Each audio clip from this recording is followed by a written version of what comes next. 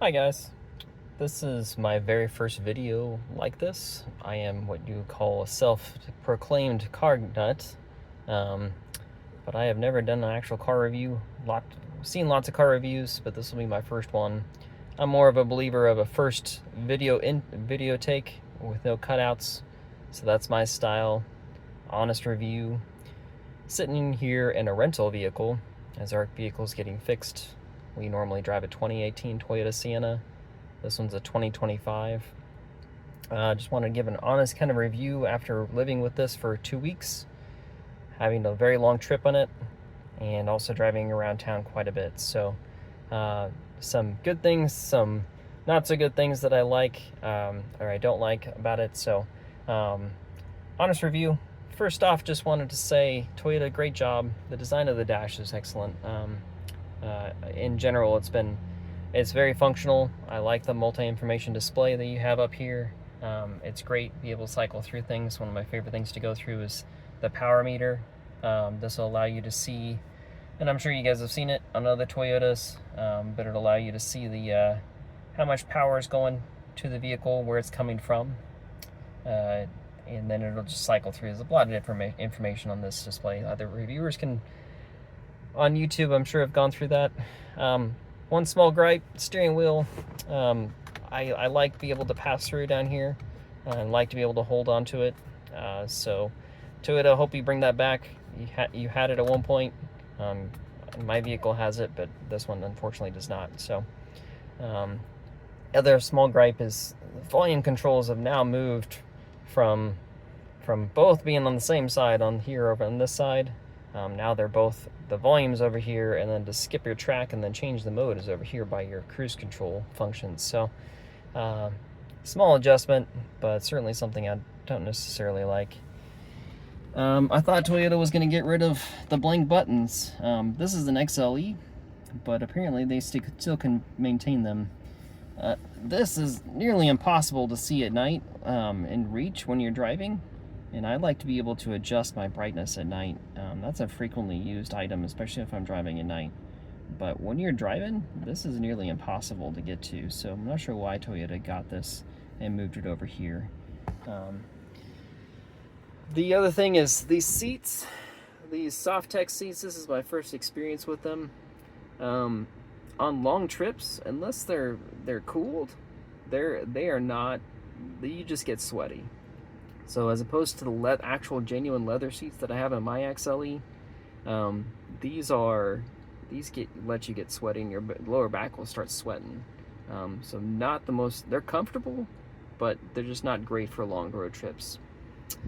Other small gripe, infotainment screen. Like I said, it's been great. It works. It functions. I'm not used to a giant screen, obviously, for my 2018, but my only gripe is that they do include wireless Apple CarPlay and wireless Android Auto. However, the wireless Android Auto does not connect for very long, so it will frequently disconnect.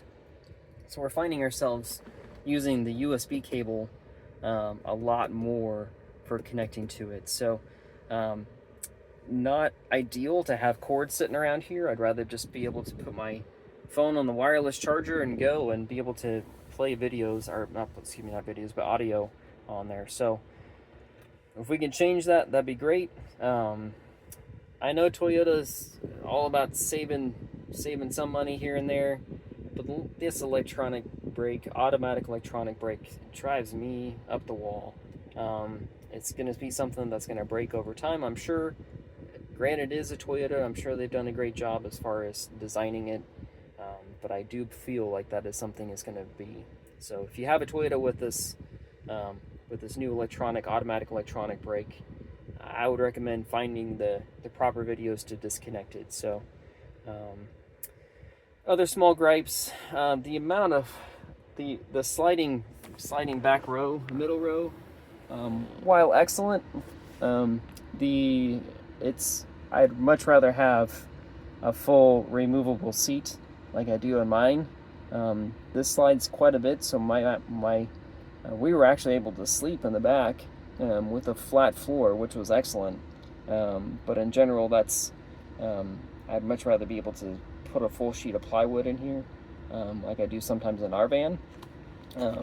I do like the fact that Toyota puts speakers in the rear hatch. That is excellent. It makes for great audio for the back. Previously, they have had them over here in the C-pillar, which is fine, but it only really gives the back row the best sound, and it kind of blasts them because that's the only two speakers that remain back there. Other cheap things, yeah, the sunshades are back here. I guess they do have a speaker in that door. Sunshades are back here, but the third row, like no YouTubers commented on this, but that third row window is kind of just a joke. And this is by and large why I remained with my 2018, even though offered to be able to trade it in for a newer Sienna.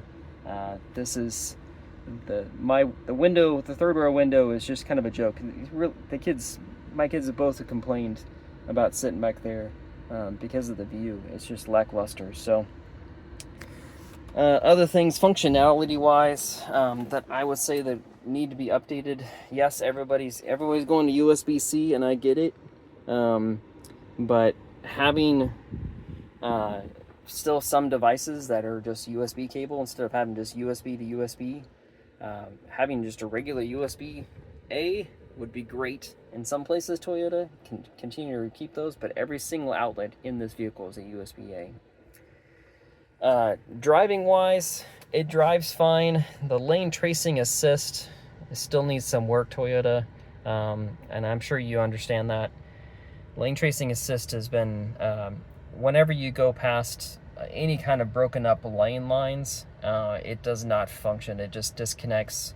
It vibrates, it lets you know, but it does not function quite as well as others. So highly recommend Toyota continue to refine that, and I'm sure they are, but one small gripe. I don't mind. I drive with my hands on the wheel anyways, and I just kept it off. I did keep the lane departure warning on, which functions sometimes, but not any better than it does in my 2018. So it just seems like there's not a whole lot of updates there since then. But in general, it's quieter in the vehicle on long road trips than mine is. So they have done a great job as far as insulation. There is some wind noise that comes through the windshield, so I'm not sure entirely what that's from. It could just be because it's 2025 and it's a rental, so it's possible that someone's done something to it. But it's only got, if you can look there, it's only got, it doesn't show here, but it's only got 7,000 miles on it. So I don't think that's necessarily a function of being too many mileage on it. Other quality issues, I would say, it's seemingly like already ready to be like taken apart. Like there's pry points, which don't exist in my 2018 for like they're ready for you to take it apart. So not my favorite. Other quality parts, the back hatch. We've already had issues with it opening and closing, and I've had to reset it a couple of times to get it to actually like open by itself with the button. It just feels like it sticks. Instead of having just one arm, it has two like kind of weaker arms to open it up, that back hatch. So, and they don't seem, either the latch is not properly opening, or there's something sticking back there, but I can't see what it is. Not great, especially when you're using the hatch quite a bit. Other thing is like the doors, the front two doors, really easy to like lightly, like this is the normal kind of pressure that I would use for my vehicle to close the door. So these are more of and I get it, there's a good thump, but not a great quality feel when you're having to open and close your door multiple times. Other things we have tested and work, that's been great. This is great for moms and for dads alike.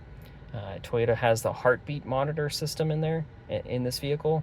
So if you inadvertently leave either a pet or a child in the vehicle, lock it and leave, it will set off the alarm shortly after you leave.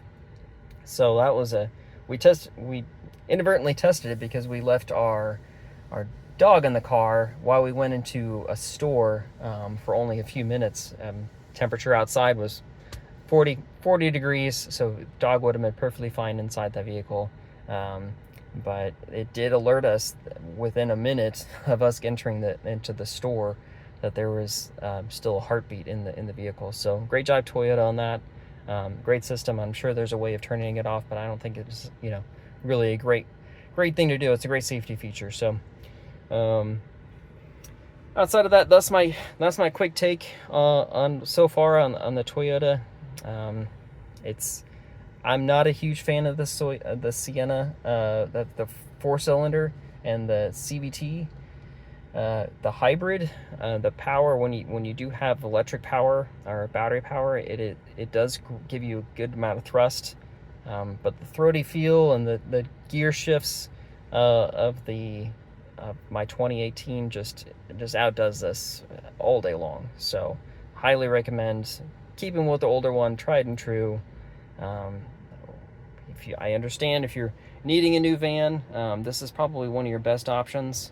However, I personally would stick with the kind of older, tried and true V6 with the 8-speed. Is we get about 28, 29 miles to the gallon on the highway with that. This one I'm getting about 32, so not a significant change, even with the amount of technology that's in here. So that's all I have. Thanks for watching, guys, and hope you have a blessed day.